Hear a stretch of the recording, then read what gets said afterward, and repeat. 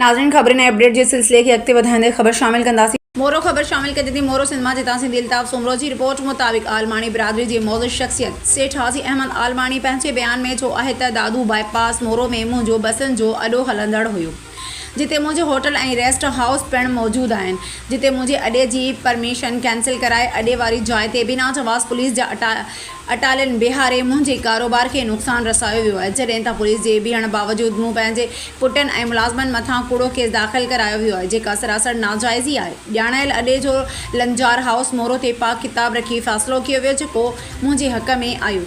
मां अॾो हलाईंदड़ हुयसि ऐं हाणे ॿीहर कुझु माण्हुनि उन अॾे जी परमिशन कैंसिल कराई आहे। आउं कोर्ट सगोरी जी सभु केसनि खे फॉलो कंदुसि।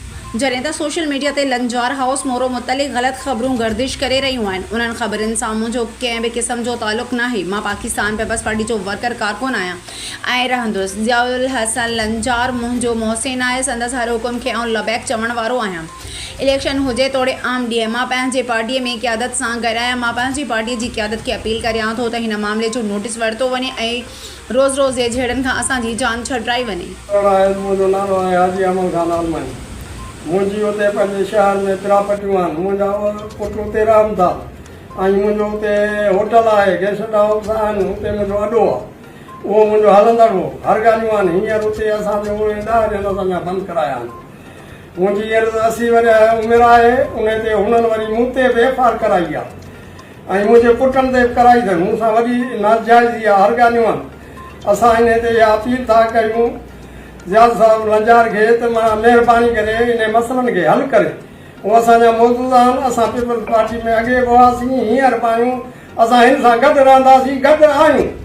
इनशाला असां जेसि ताईं असांजी हयाती आहे असां हिन सां गॾु हूंदासीं। सोशल मीडिया ते ॻाल्हियूं हलनि थियूं, इहे ग़लति आहिनि, इहे सुठियूं न आहिनि। उन्हनि खे मां नथो मञां, न की उन्हनि खे मां मञींदुसि। जेकर का बि ॻाल्हि करणी ईंदी त असां पाण वात वकील आहियूं, असां उन जाइ ते उहो पाण करे सघूं था। असांजी अपील आहे जा साहिब खे असां ते एहसान करे असांजे मसइले खे हल करे। उहो असांजो मोहसिन आहे, असांजो वॾो आहे। असां हुन सां रहंदासीं, असां रहूं बि था गॾु इनशाअल्लाह। असां हुन सां अहमद ख़ान आलमानी जीअं त अॾो असांजो हलंदड़ हुयो, ज़ियाद साहिब जो फ़ैसिलो थियल हुयो, इहो अॾो असांजे हक़ में मिलियो ऐं असांजो हलंदड़ हुयो ऐं असांजी पंहिंजी प्रॉपर्टी आहे। हिन महिल गवर्नमेंट जे हिसाब सां असांजो अॾे जी परमिशन कैंसिल कई वई आहे। असां अलाह ख़ैर कंदो, जीअं असांजी पंहिंजी परमिशन थी त असां पंहिंजो अॾो हलाईंदासीं। उन खां अलावा असांजी पंहिंजी प्रॉपर्टी आहे त ठीकु आहे। जे अॾे जो मसइलो आहे उहो पंहिंजी हद ते वञे। असांजी पंहिंजी प्रॉपर्टी त आहे, हुते पुलिस बीठी आहे, उनखे कम से कम पुलिस खे हटायो वञे। असांजो पंहिंजो कारोबार आहे, हुते कारोबार करणु वञे।